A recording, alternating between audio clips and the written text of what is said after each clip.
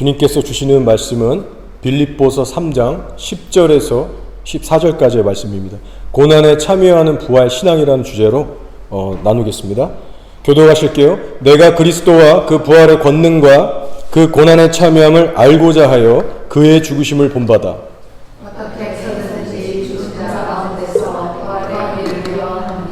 내가 이미 얻었다함도 아니요 온전히 이루었다함도 아니라 오직 내가 그리스도 예수께 잡힌 바 된 그것을 잡으려고 달려가노라. 형제들아, 나는 아직 내가 잡은 줄로 여기지 아니하고 오직 한 일, 즉 뒤에 있는 것을 잊어버리고 앞에 있는 것을 잡으려고. 함께 읽습니다. 표대를 향하여 그리스도 예수 안에서 하나님이 위에서 부르신 부르심의 상을 위하여 달려가노라. 아멘. 네, 오늘은 부활절 주일입니다. 예수님께서 십자가에 못 박히셔서 무덤에 묻히셨는데 3일 만에 다시 부활하셨습니다. 네, 여러분, 신이 아니면 어떻게 죽음에서 부활할 수 있습니까? 네, 말이 안 되는 것이죠. 인간은 죽으면 무덤에 묻혀서 다시는 일어날 수가 없습니다. 그러나 예수님은 하나님이시자 하나님의 아들이기 때문에 가능했습니다. 놀랍게도 내가 죽으면 3일 만에 부활할 것이다. 죽기 전에 미리 예언하셨어요. 자기 몸을 가리켜서 이 성전을 헐라. 내가 3일 만에 다시 일으키겠다. 그리고 그 말씀대로 실제 이루어졌습니다. 사람으로서는 할 수 없는 일이죠. 오늘날 세상 사람들이 인정하든 안 하든 간에 예수님은 분명 우리들을 위해서 그 수치와 부끄러움의 십자가를 지셨고 죄의 문제를 해결해 주셨습니다. 이건 영원히 갚을 수 없는 사랑을 우리에게 베푸신 거죠. 그러나 안타까운 것은 아직까지 세상의 수많은 사람들이 예수님을 구주로 알아보지 못하고 있습니다. 그 증거로 지금의 부활절을 보세요. 세상에서는 완전한 휴가철일 뿐입니다. 지금 학생들은 다 방학했고 직장인들에게도 휴가철이고 쇼핑, 세일에, 여행 계획에 다들 릴렉스하는 분위기입니다. 그런데 심지어 교회 내에서도요, 예수님을 믿는 우리 성도들조차도 그냥 부활절이니 그냥 교회에 와서 분위기 좀 타고 기념 대충 드리고 기념하고 그렇게 집으로 돌아가기가 허다한 것 같습니다. 여러분, 우리는 절대 그러면 안 되겠습니다. 여러분, 우리가 부활절을 기념한다고 할 때 성경적으로 올바르고 정상적인 기념은요, 내 삶에 적용이 이루어질 때만 참된 의미가 있습니다. 성찬식도 그렇고 부활절 기념 예배도 마찬가지입니다. 그 기념이라는 것이 내 실제 삶에 아무런 영향을 주지 못하고 변화를 일으키지 못한다면 사실 신앙이 아니라 종교생활이죠. 그야말로 하나님의 영이 완전히 빠져버린 죽은 종교의식이 되는 겁니다. 그런 차원에서 우리가 이번 부활절을 지나면서 우리 영혼이 성령 안에서 새롭게 깨어나고 각성되고 도전받기를 원합니다. 자, 오늘의 말씀을 보시면 사도 바울의 신앙이 얼마나 열정적이고 정말 얼마나 간절했든지 자신의 모든 삶을 바쳐서 예수님을 따르고 있어요. 자, 10절을 보세요. 내가 그리스도와 그 부활의 권능과 그 고난에 참여함을 알고자 하여 그의 죽으심을 본받아라고 말합니다. 먼저 이 말씀을 보시면 세 가지의 핵심 단어들이 나오고 있습니다. 뭐냐면 차례대로 그리스도 예수, 그리고 부활, 그리고 고난입니다. 이 세 가지가 나와요. 즉 그리스도, 부활, 고난. 자, 그런데 오늘날 성도들에게 있어서 예수님과 부활 이 두 단어는 참 익숙하고 많이 들었는데 마지막에 언급되는 고난에 대해서는 별로 달가워하지 않는 것 같습니다. 자, 근데 바울은 지금 참된 신앙을 이야기하면서 고난을 빼고 있지 않다는 사실이에요. 여러분, 우리가 고난이라는 영역까지 다 끌어안고 소화할 수 있어야만 제대로 된 신앙이요 참된 믿음이라고 말할 수 있습니다. 여러분, 한번 서로 사랑에 푹 빠진 남녀 커플을 한번 생각해 보시기 바랍니다. 남녀가 진심으로 사랑하면 기쁠 때나 슬플 때나 서로 함께합니다. 그렇죠? 만에 하나 자기가 사랑하는 애인이 어떤 어려움과 시험과 고난을 겪었을 때 정말 사랑하면 그 곁을 떠나지 않고 지켜줍니다. 고통과 어려움 다 함께하죠. 근데 우리의 신앙도 마찬가지라는 거예요. 내가 정말 예수님을 만났고 사랑한다면 복음을 위한 고난도 과감하게 기꺼이 받아들이게 됩니다. 단물만 쏙 빨아먹고 떠나지 않게 됩니다. 그래서 내가 예수를 믿고 부활해서 영생은 누리고 싶은데 정작 예수님을 위해서 받아야 될 고난은 거부하고 피하고 있다면 그것은 참된 신앙이 아니라는 것이죠. 나를 위한 신앙인 것뿐이에요. 요한계시록 1장 9절에서는 뭐라고 하는가? 저자는 여러분이 아시다시피 사도 요한입니다. 근데 1장에서 자신을 뭐라고 교회들에게 소개하고 있나? 한번 들어보세요. 나 요한은 너희 형제요 예수의 환난과 나라와 참음에 동참하는 자라. 하나님의 말씀과 예수를 증언하였으므로 말미암아 반모라 하는 섬에 있었더니. 지금 사도 요한이 교회들에게 편지를 쓰려고 하는데 자기 자신을 어떻게 소개합니까? 나 복음 전하다가 반모섬이라고 하는데 유배됐어요. 사방이 바다로 둘러싸여 있는 마치 외딴 그 감옥과 같은 그 반모섬이라는 곳으로 쫓겨나서 노동하면서 죄수처럼 지내고 있다는 거예요. 절대 휴양지로 놀러간 것이 아닙니다. 그러면서 하는 말이 나는 예수의 환난과 나라와 참음에 동참하는 자라고 소개하고 있어요. 즉 복음을 위해 받는 환난과 어려움은 피할 수 없는 일이고 마땅한 일이다. 그렇게 말씀하고 있는 것이죠. 그 대가 지불은 당연한 것이다. 사랑하는 여러분, 그럼 우리들의 신앙은 어떻습니까? 고난으로부터 피해 도망가는 사람들인가요? 아니면 끌어안고 살고 있는 진짜 성도들입니까? 우리는 사실 지금 너무나도 편안한 환경에서 살고 있기 때문에 고난이란 단어가 생소하게 들릴 수 있습니다. 저부터도 그럴 수 있죠. 그리고 우리의 이 어떤 교회 문화 자체가 고난보다는 축복과 은혜, 은사, 능력, 치유 이런 단어들을 훨씬 더 우리가 많이 접하면서 살게 됐어요. 그러나 성경이 지금 말씀하듯이 저 여러분도 결코 피해갈 수 없는 전 세계적인 교회를 향한 박해와 멸시와 그 어려운 핍박의 날이 점점 다가오고 있다는 사실이에요. 따라서 우리가 고난을 감수하지 않는 신앙이라면 감히 버틸 재간이 있겠습니까? 그래서 지금은 우리가 영적으로 좀 안일해지거나 잠을 잘 때가 아니고 십자가의 고난까지도 끌어할 수 있는 영성으로 부지런히 훈련해야 될 때입니다. 자, 그렇다면 이제 사도 바울이나 사도 요한도 그렇고 이 주의 종들은, 이 하나님의 사람들은 어떻게 끝까지 그렇게 열정적으로 정말 간절함으로 끝까지 신앙생활을 잘 마칠 수 있었을까? 도대체 어떻게 그런 뜨겁고 깊은 헌신이 나올 수 있었을까? 우리가 그 이유에 대해서 한번 생각해 볼 때 그들만의 공통점이 있다는 사실입니다. 자, 물론 본질적으로는요, 하나님께서 그들을 선택하시고 이끄셨기 때문에 가능했지만, 그러나 여전히 이들로 하여금 동일하게 거쳐가게 하시는 단계들이 있었다는 거예요. 자, 그것이 어떤 단계냐? 바로 자신에 대한 처절한 절망과 무너짐을 경험하게 하셨다는 겁니다. 자신의 삶을 철저히 그리고 완전하게 리셋할 수밖에 없을 정도로, 즉 다시 말하면 모든 것을 무너뜨리고 다시 재설계하지 않으면 안 될 정도로 자신에 대한 완전한 절망과 무너짐 경험을 했다는 거예요. 여러분 분명히 아셔야 됩니다. 바울도 요한도 단순한 기적들을 경험했기 때문에 삶이 변화된 것이 결코 아닙니다. 어떤 병고침이나 무슨 천둥 같은 주의 음성을 한두 번 들었다고 삶이 변화된 게 아니에요. 여러분 사도 바울이 예수님을 만나 회심하기 이전에 어떤 종류의 사람이었습니까? 아시죠? 바리새인 중에 바리새인이었고, 정말 율법을 달달 외우고 딱 부러지게 실천해서 둘째가라 하면 서러울 정도의 열심히 있는 사람이었습니다. 최고 탑이었어요. 물론 잘못된 열심이었습니다. 그러던 어느 날 예수 믿는 성도들을 핍박하기 위해서 말을 타고 다메섹 도상을 지나가고 있을 때, 그때 예수님의 완전 그 은혜로 예수님을 만나서 뒤집어지게 됩니다. 눈이 갑자기 안 보이기 시작하고 자기만 주의 음성을 듣게 돼요. 주변 사람들은 들리지 않는다. 그러면서 진짜 복음의 뭔지를 성령을 만나 깨달아가기 시작하는데, 이때 무슨 일이 일어나느냐? 바로 바울의 자아와 바울의 정체성과 바울의 신앙관이 산산조각이 납니다. 아, 내가 다 틀렸었구나.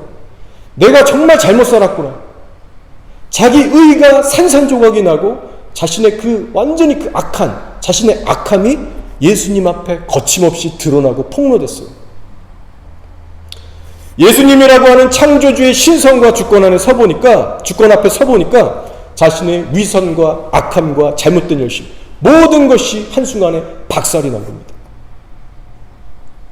그래서 사실 절망이라는 표현도 부족할 정도로 자신에 대해서 철저히 붕괴되고 깨지고 리셋된 거예요. 마치 오늘날 사업에 정말 큰 사업을 벌였던 사람이 하루아침에 폭삭망해서 넋을 않고 주저앉은 사람, 마치 그 모양새가 된 겁니다.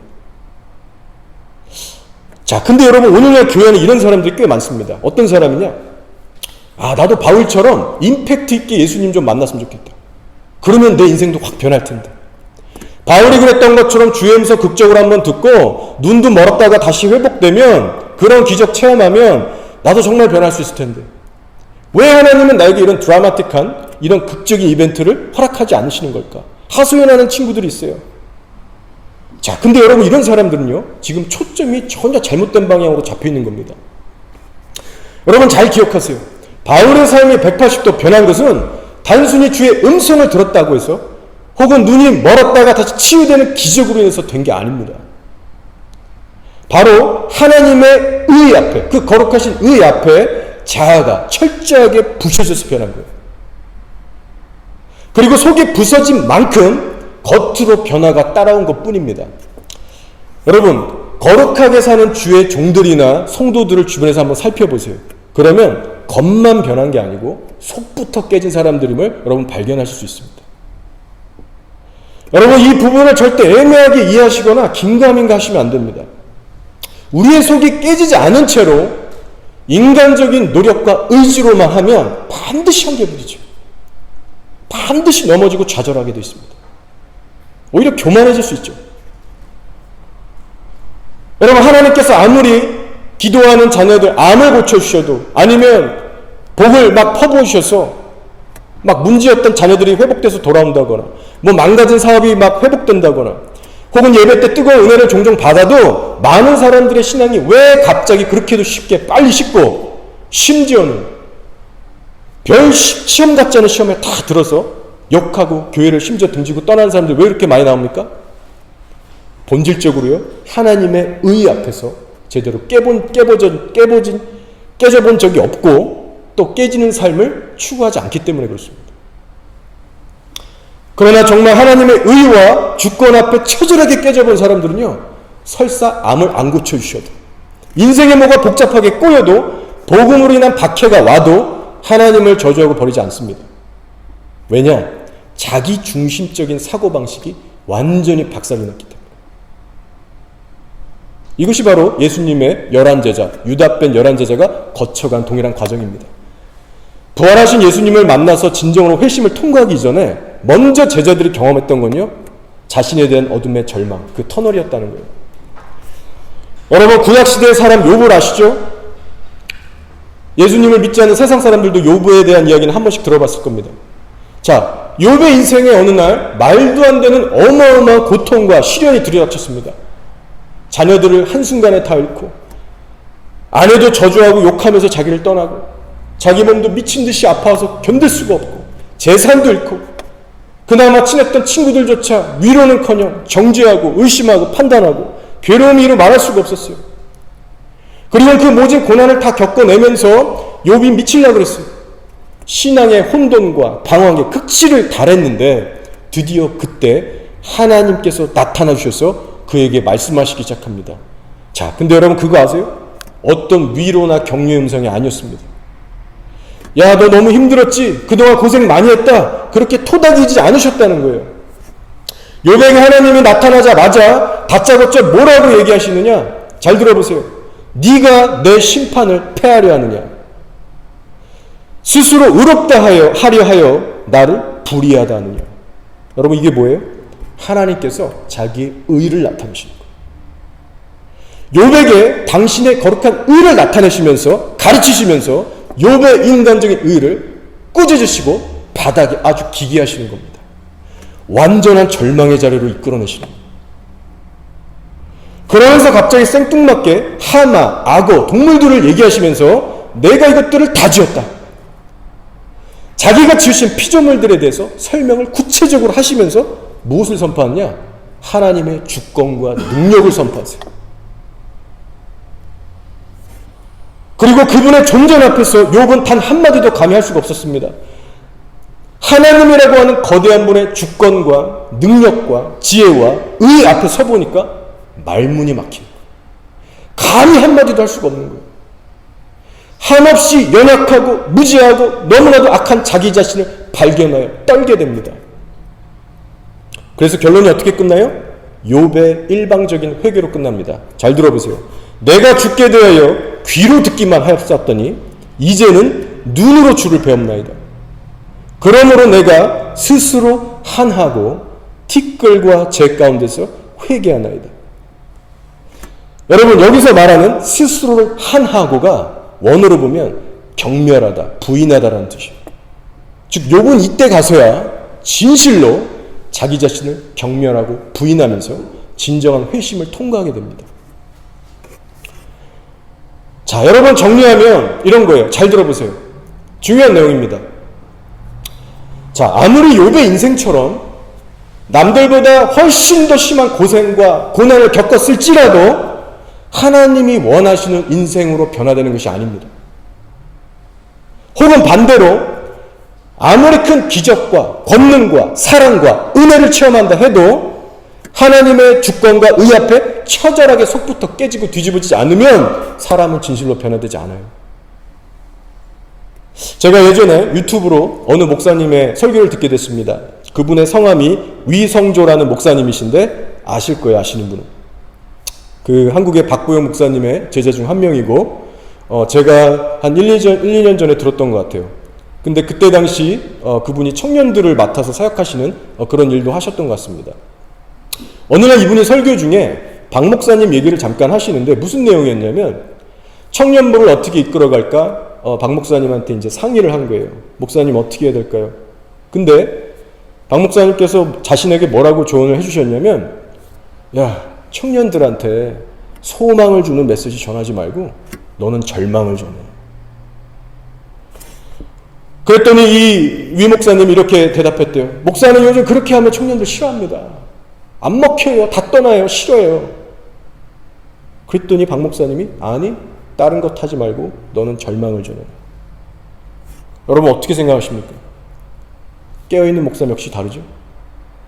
저는 성령 안에서 이 얘기를 들을 때 충분히 동의가 되고 저에게 시키는 사역에 대한 컨폼으로 성령의 음성으로 들렸어요. 인간적인 소망, 인간적인 위로, 인간적인 사랑, 인간적인 비전 그런 거 전하지 마. 오직 하나님 앞에서 우리가 얼마나 암담하고 정말 처절한 절망스러운 죄인인가 그 현실을 깨닫게 할 수 있도록 너는 기도하고 품으라는 거예요. 박 목사님은 사랑이 없는 분도 아니고 그런 속 깊은 뜻이 있는 겁니다. 여러분 진짜 사랑하면 사랑을 베이스로 해서 그 메시지를 전하게 되어 있습니다. 여러분 창세기에 나오는 선악과 사건을 보면서 우리가 깨닫게 되는 사건이 있습니다. 하나님께서 분명히 선악과를 먹지 말라고 경고하셨는데도 불구하고 아담과 하와가 선악과를 따먹는 범죄를 저지르게 되죠. 그러면 여러분 이 사실을 보면서 우리가 어떠한 것을 깨닫게 됩니까? 자, 그것이 뭘까요? 그것은 바로 아담과 하와가 충분한 사랑을 받지 못해서 그래서 빗나가고 삐뚤어진 게 아니라는 사실입니다. 여러분 생각해 보세요. 우리 인간들은요, 저도 부모지만 완악한 죄성이 있기 때문에 자녀들에게 때론 상처 많이 주고 원치 않지만 상처 주고 혈기도 부리고 불완전한 존재입니다. 근데 하나님은 어떠세요? 완벽한 분이세요. 1%의 상처도 자녀들에게 주지 않는 분입니다. 아담과 하와는요 그렇게 완전한 하나님으로부터 완전한 사랑을 받고 부족함이 1%도 없이 자랐어요. 오늘날로 따지면 금수저들의 금수저, 탑 클래스의 가정에서 지상 최고의 행복과 만족과 은혜를 누린 사람들입니다. 하나님께서 말씀하셨죠. 야, 너희들 이 동산에 있는 거 다 가져. 모든 것이 다 네 거야. 마음대로 엄청난 사랑과 은혜를 주셨습니다. 요만큼의 상처 없이 잘 컸기 때문에 소위 나 삐져서 막 나갈 거야. 나 막 살 거야 이제. 이렇게 얘기할 수 있는 건덕지가 하나도 없었다는 거예요. 자, 그러나 여러분 잘 들으세요. 아담과 하와가 결국 내린 선택이 무엇입니까? 사탄의 유혹에 동조해서 하나님의 주권을 상징하는 선악과를 먹어버립니다. 왜요? 더 이상 하나님 말 듣고 싶지 않고 내가 원하는 대로 선과 악을 판단해서 내 인생에 내가 주인이 돼서 살고 싶다는 거예요. 자기의 자아 중심적으로 살겠다. 이것이 하나님을 향한 배신이고 거역이고 죄입니다. 그래서 인간에게 죽음이 들어온 거예요. 죄의 삭은 사망이다. 여러분, 지금 핵심이 무엇입니까? 잘 들으세요. 아담과 하와처럼 하나님의 사랑을 그렇게 많이 받았어도 하나님의 주권 앞에서 인간의 자아가 부셔지지 않는 한 삶은 결코 변화되지 않는다는 것입니다. 그리고 그 자아를 계속해서 처리하는 신앙생활로 속히 나아가고 유지하지 않으면 사탄의 유혹에 매번 넘어갈 수밖에 없고 우리는 영적으로 죽어갈 수밖에 없어요. 여러분, 저도 2004년부터 신학을 하면서 이 길을 걸어왔으니까 지금 한 19년이 됐습니다. 저는 유초등부부터, 그쵸? 초등학교, 중학교, 대학부, 부서, 모도숙자까지 다 맡아봤습니다. 그동안 많은 어린이들, 청년들, 어른들 교회 내에서 보면서 확실하게 정리가 되는 부분이 있습니다. 여러분, 영혼들을 사랑으로 품어주잖아요. 순간은 감동해서 울고 웃기도 합니다. 그러면서 짧게는 몇 주, 길게는 몇 달, 1, 2년까지는 어느 정도 변한 듯 보여요. 그러나 여러분, 시간이 좀만 더 흐르면 90% 이상은, 아마 95% 이상이 되는 것 같아요. 90% 이상은 자기가 살던 삶으로 쏜살같이 돌아갑니다. 정말 사역자로서 허탈하고 회의감이 들 정도로 안 봐도 비디오예요. 어쩜 그렇게 짜고 친 것처럼 똑같이 돌아갈까?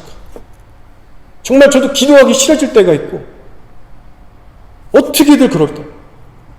아, 쟤 저러다가 또 세상으로 돌아가겠구나. 막 중보기도가 나와갖고 막 애를 태우는데 그렇게 되더라고요. 여러분, 우리가 지금 처한 현실이 어떻습니까? 사랑이라는 그 감정, 여러분, 사랑을 아무리 많이 받아도요, 그 감정이라는 것은 시간이 지나면 반드시 흐려지고 쇠퇴하고 사라집니다. 하나님께 직접 그 사랑을 받든 아니면 사람을 통해 받든 마찬가지예요. 그래서 감정만으로는 절대 신앙생활을 유지해 나갈 수가 없습니다. 해보셔서 아시죠? 그러나 반대로 우리 안에 있는 이 시퍼런 자아는 어때요? 아무리 시간이 흘러도 절대로 사라지거나 약해지지 않습니다. 얼마나 즐기고 강력한지. 불과 10분 전까지 우리가 은혜 받고 예배드리고 기도했는데 뒤돌아서서 가족들에게 혈기 부리고 성질내고 더러운 것들 쳐다보고 있게 하는 그 죄성이 우리 안에 24시간 살아 숨쉽니다. 360을 우리와 함께 거주하는 거예요. 그래서 하나님께서 가인에게 뭐라고 경고하셨습니까? 죄가 문 앞에 엎드려 있으니 너는 죄를 다스려라. 그거 안 하면 죄의 노예가 돼서 너의 영혼이 반드시 파괴되고 죽을 거야. 그러나 가인이 어떻게 했습니까? 하나님의 용서와 사랑과 경고와 인내를 많은 세월 동안 받아봤지만 자아를 내려놓지 않아요. 멸망의 길을 선택합니다. 누구 잘못이에요? 자, 그런 의미에서 여러분, 우리가 이번 부활주의를 지나면서 나도 모르게 영적으로 침체되고 느슨해졌다면 다시 일어나 회복되기를 소원합니다. 여러분, 무엇보다도 예수님의 거룩하신 임재를 갈망하는 자세를 가지시기 바랍니다. 자, 그 이유는요, 오직 하나님의 영만이 우리를 진정으로 변화시킬 수 있기 때문에 그래요. 아무리 믿음 좋은 목사, 성도들 공동체만 만나서는 결코 여러분이 변화되지 않습니다. 그래서 고린도후서 3장 18절에서 바울이 뭐라고 했습니까? 우리가 다 수건을 벗은 얼굴로 거울을 보는 것 같이 주의 영광을 보매, 사람이 아닙니다. 사람만 보면 실망하고 상처받죠. 주의 영광을 보매 저와 같은 형상으로 화하여 영광으로 영광에 이르니, 잘 들으세요, 곧 주의 영으로 말미암음이니라. 주의 영을 계속해서 만날 때, 주의 영을 만날 때 변화가 일어나는 거예요. 말씀 묵상과 간절한 기도 생활과 예배자적인 삶을 통해서 거룩한 예수님의 영을 내가 인격적으로 계속 만날 때, 그 안에 거하고자 할 때 진정한 삶의 변화가 나타나기 시작합니다. 여러분, 그러한 변화를 원하십니까? 자, 여러분, 오늘이 부활절인데요, 제가 자꾸만 자아의 추구, 깨어짐, 절망 이런 얘기를 자꾸 해서 여러분 부담이 가실지 모르겠지만, 부활을 논하기 위해서는 사실 죽음을 먼저 이야기할 수밖에 없습니다. 그러니 여러분이 잘 이해하시고 들어주시길 바라요. 자, 한번 생각해 보세요. 죽음을 경험하지 못했는데 부활이란 것이 올 수 있습니까? 죽은 자들만이 경험하는 게 부활이에요. 십자가에서 석 사람의 죽음을 경험한 자들에게만 영생의 부활이 주어지는 겁니다. 자, 여러분, 예수님의 오른편, 왼편에 있던 강도 중 한 명이 죽기 전에 진정한 회심을 해서 천국에 가게 됩니다. 그죠?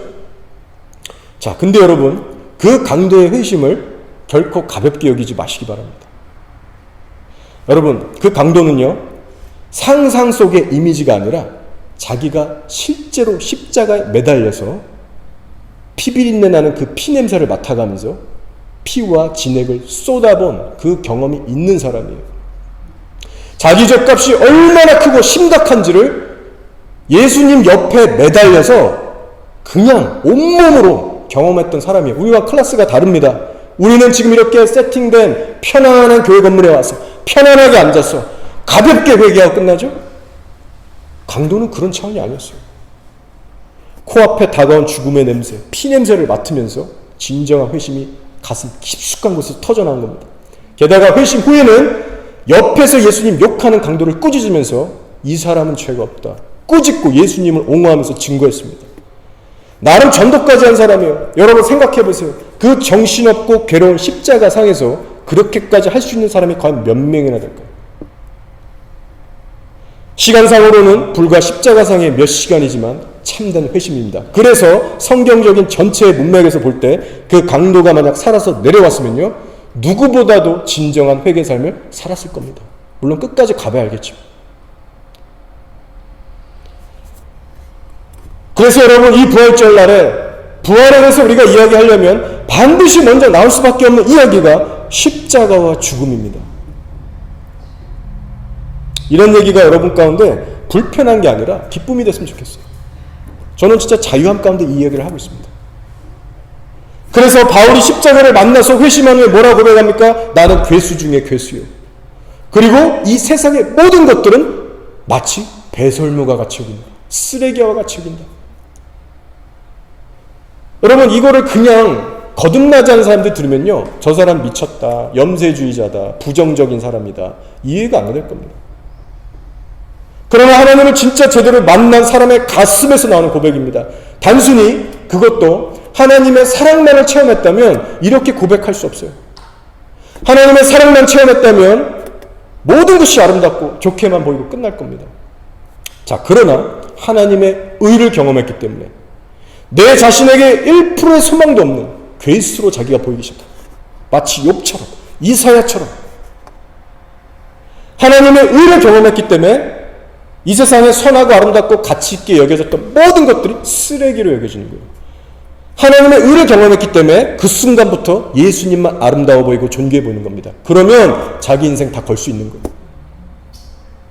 그 영원히 아름다우신 예수님을 만났기 때문에 자기 인생을 걸어버리는 겁니다. 복음을 위한 고난도 마다하지 않고 품게 되는 거예요.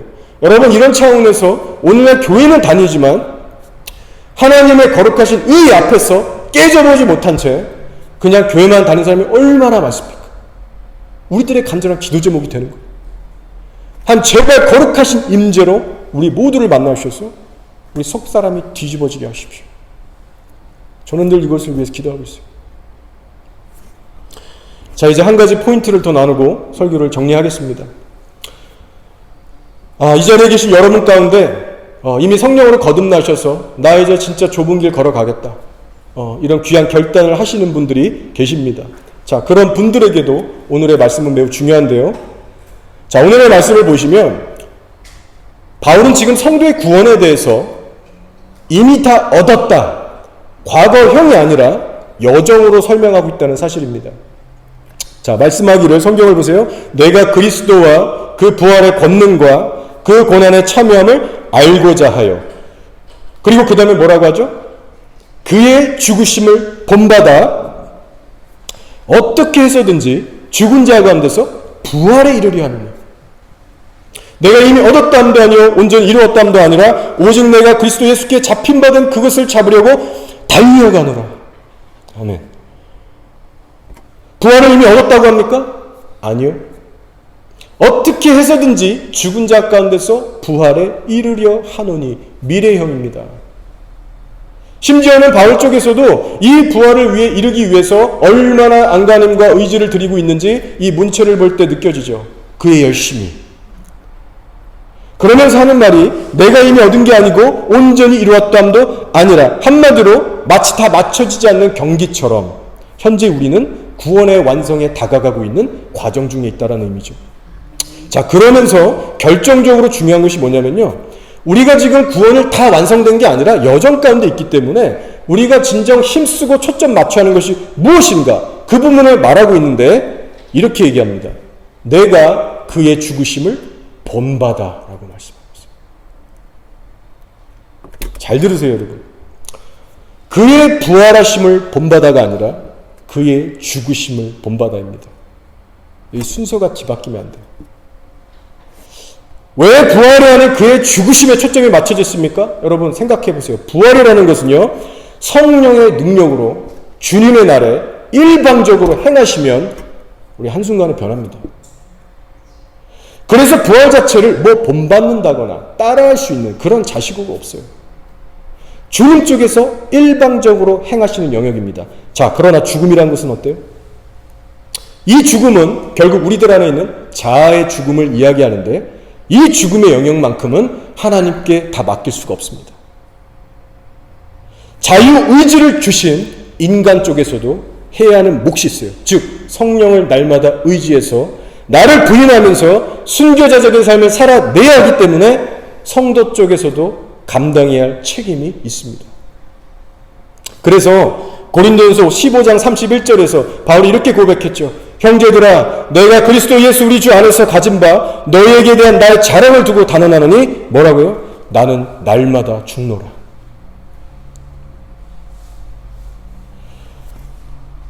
여러분 헷갈리지 마세요. 예수님께서 십자가에서 단번에 죽으셔서 우리의 옛사람을 단번에 죽이셨습니다. 성경이 분명히 그렇게 말하고 있고 그렇게 여기고 또 그렇게 믿으라고 얘기하고 있어요. 그러나 성경이 동시에 말하는 것은 우리는 연약한 육체를 입고 살기 때문에 죄성이 공존한다. 그렇기 때문에 너희들 저절로 성령을 따라 살 수가 없어. 마음은 원하지만, 영은 원하지만 육신이 받쳐주지 않아요. 이에 대해서 성경이 경고해요. 그래서 날마다 육신과의 전쟁을 치르라. 영으로 육을 죽이며 살아라. 그래야 살 것이다. 이 부분을 두 가지 다 얘기하고 있다는 사실입니다. 그러면 어떻게 해야 가능할까요? 여러분 방법이 없습니다. 오직 날마다 성령 충만을 받으시기 바랍니다. 여러분 성령 충만 외에 해결책이 없어요. 저도 다 해봤지만 안 돼요. 성령밖에, 하나님밖에 안 돼요. 우리가 날마다 기도하고 엎드리고 하나님의 도우심을 간절히 구할 때 내 자신을 기쁘게 내려놓을 수 있는 하늘의 은혜와 힘을 얻게 됩니다. 성령이 내 안에 들어오면 들어올수록 충만하게 날 이끌어 가실수록 자기 부인이 쉬워지고 마땅한 일로 여겨져요. 그 증거로 바울을 보십시오. 바울은 끝까지 선한 싸움을 잘 마치고 살다가 하나님 앞에 섰습니다. 그만 특별해서 그렇게 할 수 있었나요? 아니라는 거예요. 사람은 다 똑같습니다. 오히려 이 시간 저와 여러분이 점검해야 할 것은 먼저 우리 안에도 바울과 같은 열정과 갈망이 얼마나 있느냐를 점검해야 합니다. 그것이 승패를 가르는 거예요. 혹시라도 이 자리에 이런 분이 없으시길 바랍니다. 아니 바울은 바울이고 나는 나지. 내가 무슨 사도야? 나는 저렇게까지 할 수 없어. 포기하는 사람도 있을 수 있어요. 근데 여러분 아닙니다. 하나님은 여러분 한 명 한 명의 생명을 다한 갈망과 사랑을 요구하고 계십니다. 복음은 그 첫사랑, 첫 계명을 이루는 복음이에요. 신앙생활의 핵심은 갈망입니다. 여러분의 목숨과 모든 것을 걸고 하나님을 사랑하고 구해야 합니다. 그래야 승리하는 삶을 살아갈 수가 있어요. 바울은 고백해요. 내가 그리스도 예수께 잡힌 바 된 그것을 잡으려고 달려가노라. 어떻게 달려갑니까? 이리저리 주변을 살피면서 걷는 것이 아니라 힘껏 달려간대요. 생각해보세요. 사람이 달려갈 때 옆을 자주 보거나 뒤 자꾸 돌아보면 여러분 잘 달릴 수 있을까요? 안 돼요. 넘어지고 자빠지고 목표점에 도달할 수 없습니다. 근데 우리의 신앙생활이 마치 이와 같아야 한다는 거예요. 세상의 주변을 이리저리 살피면서 한눈 팔면서 예수님 온전히 따라갈 수 없습니다. 만약에 할 수 있다면 그건 우리들의 착각이죠. 하나님의 나라에 대해서 어느 정도 관심은 내가 두고 있을지 모르지만 내가 그 나라에 정말 침입해서 침노하는 마음으로 그 나라를 내가 취하겠다라는 그 결단과 행함이 없다면 지금 방황하고 있는 거예요. 차라리 믿음을 저버리고 교회를 확 떠나버리면 눈에 보이는 그 결과 때문에 믿음의 진단이라도 제대로 나올 텐데 항상 여러분 헷갈리고 애매한 사람들은요 교회 내에 있습니다. 예수님을 믿는다라고 하고 직분도 받았지만 이미 마음속에 예수님에 대한 열정, 사랑 다 까먹은 지 옛날인데 그냥 그대로 살아가는 거예요. 경건의 모양만 갖추고 능력은 하나도 없이 죽어가고 있는 겁니다. 혹시 우리들은 그러한 자들이 아닌가? 오늘 이 시간 점검하길 원합니다. 이제 말씀을 정리하고 마칠게요. 오늘의 말씀 13절 14절에서 이렇게 바울이 고백합니다. 형제들아 나는 아직 내가 잡은 줄로 여기지 아니하고 오직 한 일, 즉 뒤에 있는 것은 잊어버리고 앞에 있는 것을 잡으려고 표대를 향하여 그리스도 예수 안에서 하나님이 위에서 부르신 부름의 상을 위하여 달려가노라. 여러분 이 말씀을 보시면 사도 바울은 절대 과거형 인간이 아니었음을 주목하시기 바랍니다. 과거에 내가 얼마나 충성스럽게 주님을 섬겼는가? 과거에 얼마나 많은 간증들과 열매가 있었는가? 내가 얼마나 과거에 귀하게 영광스럽게 사용받았는가? 전혀 중요하지 않습니다. 바울은 과거형 인간이 아니라 현재 진행형적이면서 동시에 미래형적인 성도였습니다. 바로 자신에게 주어진 현재의 삶에 최선을 다했어요. 그리고 현재 삶에 최선을 다했을 때 다가오는 미래 또한 밝고 소망이 넘치게 됐습니다. 사랑하는 교회 여러분, 우리가 신앙의 게으름과 미지근함과 안일함을 다 벗어버리고 이제는 바울처럼 멈추지 않고 달려갈 수 있는 그 신앙의 열정과 온전함이 저 여러분에게도 강력하게 회복되기를 축복합니다. 다 함께 우리가 하늘의 표대를 바라보면서 그 생명의 좁은 길을 힘차게 걸어나가기를 소원합니다. 여러분 세상에서 우리들을 인정해주지 않아도 그 어떤 메시아 환란이 온다 해도 당당하게 받아들이세요. 부끄러워하지 마세요. 복음을. 예수님께 모든 것을 걸며 살아가고자 하는 그 굳은 결단과 열정과 삶이 우리 가운데 있다면 그 사람이 진짜 성공하고 복된 사람입니다. 그 끝은 천국이에요. 여러분 이제 그래서 집에 돌아가시면 진짜 싸워야 될 거룩한 싸움을 하시기 바랍니다. 이번 부활절을 우리가 지나면서 예수님과 그의 복음을 향한 우리들의 믿음과 열정이 새롭게 회복되어 불이 붙기를 주의 이름으로 축원드립니다. 아멘.